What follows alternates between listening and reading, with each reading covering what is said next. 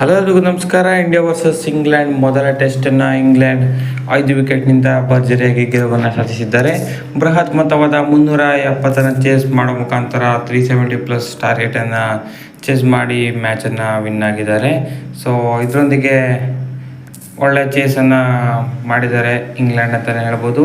ಹಾಗೆಯೇ ಇಂಡಿಯಾ ಕೂಡ in fact 1-2 ಚಾನ್ಸಸ್ಸನ್ನು miss ಮಾಡಿದ್ರು. ಅದನ್ನೇನಾದರೂ ಆಪರ್ಚುನಿಟಿ ಸರಿಯಾಗಿ ಯೂಸ್ ಮಾಡ್ಕೊಂಡಿದ್ರೆ ಖಂಡಿತವಾಗ್ಲೂ ಇಂಡಿಯಾ ವಿನ್ ಆಗ್ತಿತ್ತು ಅಂತ ಅನಿಸುತ್ತೆ. ಸೊ ಓವರಾಲ್ ಹೇಳಬೇಕು ಅಂದರೆ ಒಳ್ಳೆ ಟೆಸ್ಟ್ ಮ್ಯಾಚ್ ಆಗಿದೆ. ಯಾಕಂದರೆ ಎರಡೂ ತಂಡಗಳು ಆ ಥರ ಫೈಟನ್ನು ಕೊಟ್ಟಿದೆ. ಸೊ ಇವತ್ತು ಸ್ಟಾರ್ಟ್ ಮಾಡ್ತಾರೆ ಇಂಗ್ಲೆಂಡು 21-0ಇಂದ. ಸೊ ಅದರಿಂದ ಅದಾದ ಮೇಲೆ ಬರುತ್ತೆ ಬಿಗ್ ಪಾರ್ಟ್ನರ್ಶಿಪ್ ಇವತ್ತು ಅಂತಲೇ ಹೇಳ್ಬೋದು. ಓಪನರ್ಸ್ ಆಗಿ ಬಂದಿದ್ದವರು ಜಾಕ್ ಕ್ರೌಲಿ ಮತ್ತು ಡಕೆಟ್ ಅವರೇ ಆಲ್ಮೋಸ್ಟು ಅರ್ಧ ಮ್ಯಾಚನ್ನು ಮುಗಿಸಿದ್ರು ಅಂತಲೇ ಹೇಳ್ಬೋದು. ಯಾಕಂದರೆ 188 ರನ್ಗಳ ಭರ್ಜರಿ ಪಾರ್ಟ್ನರ್ಶಿಪ್ಪನ್ನು ಮಾಡ್ತಾರೆ ಕ್ರಾವ್ಲೆ ಮತ್ತು ಡಕೆಟ್ ಅವರು. ಸೊ ಇಬ್ಬರು ಕೂಡ ನೋಡಿಕೊಂಡು ಜವಾಬ್ದಾರಿಯುತವಾದ ಆಟವನ್ನು ಆಡ್ತಾರೆ. ಯಾಕಂದರೆ ಅಷ್ಟೊಂದು ದೊಡ್ಡ ಮೊತ್ತವನ್ನು ಕಲೆ ಹಾಕೋದಕ್ಕೆ ಈ ಥರ ಓಪನಿಂಗು ಬೇಕೇ ಬೇಕಾಗಿತ್ತು ಇಂಗ್ಲೆಂಡ್ ತಂಡಕ್ಕೆ. ಅದನ್ನು ಸಖತ್ತಾಗಿ ಮಾಡ್ತಾರೆ.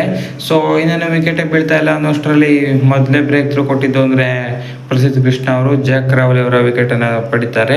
ಅದಾದ ಕೆಲವೇ ಓವರ್ಗಳಲ್ಲೇ ಓಲಿ ಪೋಪ್ನ ಕೂಡ ಬೋಲ್ಡ್ ಮಾಡ್ತಾರೆ ಪ್ರಸಿದ್ಧ ಕೃಷ್ಣ ಅವರು. ಸೊ ಭಾರತ ಸಣ್ಣ ಕಂಬ್ಯಾಕ್ ಮಾಡೋದಕ್ಕೆ ಹೆಲ್ಪ್ ಆಗುತ್ತೆ ಇದು ಅಂತಲೇ ಹೇಳ್ಬೋದು ಖಂಡಿತವಾಗ್ಲೂ.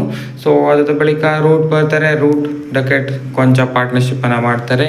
ಸೊ ಈ ಪಾರ್ಟ್ನರ್ಶಿಪ್ನಲ್ಲಿ ಡಕೆಟ್ ಅಗ್ರೆಸಿವ್ ಆಗ್ತಾರೆ. ತಮ್ಮ 100 ಕೂಡ ಕಂಪ್ಲೀಟ್ ಮಾಡ್ತಾರೆ.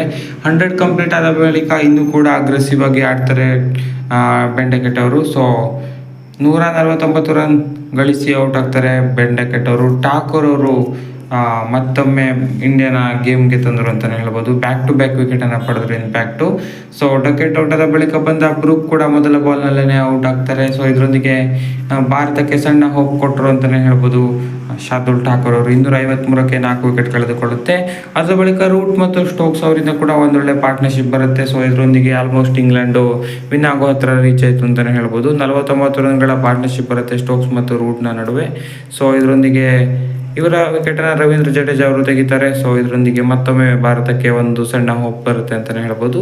ಸೊ ಕೊನೆಯಲ್ಲಿ ಜೇಮಿ ಸ್ಮಿತ್ ಮತ್ತು ಜೋ ರೂಟ್ ಅವರಿಂದ ಬಂದ ಪಾರ್ಟ್ನರ್ಶಿಪ್ನ ನೆರವಿನಿಂದ ಈಸಿಯಾಗೇ ಮುಗಿಸ್ತಾರೆ ಮ್ಯಾಚನ್ನು. ಸೊ 4 ದಿನದವರೆಗೆ ಭಾರತ ಸಖತ್ತಾಗಿ ಹಿಡಿತದಲ್ಲಿ ಇಟ್ಕೊಂಡಿತ್ತು ಪಂದ್ಯನ. 5ನೇ ದಿನದಲ್ಲಿ ಸ್ವಲ್ಪ ಕೈ ಚೆಲ್ಲಿದ್ರು ಅಂತಲೇ ಹೇಳ್ಬೋದು. ಹೌದು, ಬ್ಯಾಟಿಂಗ್ ವಿಕೆಟ್ ಇತ್ತು, ಆದ್ರೂ ಕೂಡ ಹಲವಾರು ಚಾನ್ಸಸ್ಗಳನ್ನು ಕನ್ವರ್ಟ್ ಮಾಡೋದಕ್ಕೆ ಆಗಲಿಲ್ಲ ಭಾರತದ ಕೈಲಿ. ಹಾಗೆಯೇ ಸ್ವಲ್ಪ ಫೀಲ್ಡಿಂಗ್ನಲ್ಲೂ ಕೂಡ ಇಂಪ್ರೂವ್ಮೆಂಟ್ ಆಗಬೇಕು. ಇವಾಗ ಅದನ್ನು ನೋಡಿರ್ತಾರೆ ಖಂಡಿತವಾಗ್ಲೂ. ಸೊ ಆ ಬಗ್ಗೆ ಇನ್ನು ಬಾಲಿಂಗ್ನಲ್ಲಿ ಬೂಮ್ರಾ ಮೇಲೆ ತುಂಬಾ ಡಿಪೆಂಡೆಂಟ್ ಆಗಿದ್ದೀವಿ. ಹೌದು, ಸೆಕೆಂಡ್ ಇನ್ನಿಂಗ್ಸ್ನಲ್ಲಿ ವಿಕೆಟ್ ಬೇರೆಯವರು ತೆಗೆದಿದ್ರು ಕೂಡ ಆಲ್ಮೋಸ್ಟ್ ಬೂಮ್ರಾ ಮೇಲೆ ಡಿಪೆಂಡೆಂಟ್ ಆಗಿರೋದು ಇನ್ನೂ ಕೂಡ ಅಂತಲೇ ಹೇಳ್ಬೋದು. ಸೊ ಅದು ಇವಾಗ ವರ್ಕ್ ಆಗಲ್ಲ. ಸೊ ಅದು ಚೇಂಜ್ ಆಗಲೇಬೇಕು ಖಂಡಿತವಾಗ್ಲೂ. ಸೊ ಮುಂದಿನ ಪಂದ್ಯಗಳಲ್ಲಿ ಬೇರೆ ಎಲ್ಲರೂ ಕಾಂಟ್ರಿಬ್ಯೂಟ್ ಮಾಡಲೇಬೇಕಾಗುತ್ತೆ. ಯಾಕಂದರೆ ಜಸ್ಪ್ರೀತ್ ಬೂಮ್ರಾ ಈ ಸೀರೀಸ್ನಲ್ಲಿ 3 ಟೆಸ್ಟ್ ಅಷ್ಟೇ ಅವೈಲೇಬಲ್ ಇರೋದು ಅಂತ ಹೇಳಿದ್ದಾರೆ. ಸೊ ಇಂಜುರಿ ಕಾರಣದಿಂದ. ಸೊ ಹಾಗಾಗಿ ಒಂದು ಮ್ಯಾಚ್ ಆಡಿದರೆ ಇನ್ನೊಂದು 2 ಮ್ಯಾಚ್ ಅವರು ಇರೋದು. ಸೊ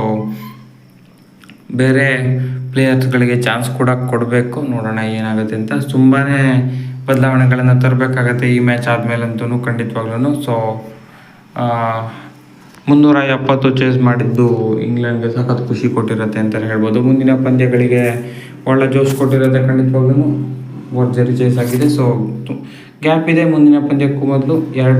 ಜುಲೈ 2ರಿಂದ ಇನ್ನೊಂದು ಪಂದ್ಯ ಸ್ಟಾರ್ಟ್ ಆಗೋದು. ಸೊ ಅದಕ್ಕೂ ಮೊದಲು ಎಲ್ಲ ಈ ಮ್ಯಾಚ್ನಲ್ಲಿ ಏನಾಯಿತು ಎಲ್ಲ ಚರ್ಚೆ ಮಾಡಿ ಎಲ್ಲ ಕ್ಲಿಯರಾಗಿ ಮಾಡಿಟ್ಕೋಬೇಕು ಭಾರತ.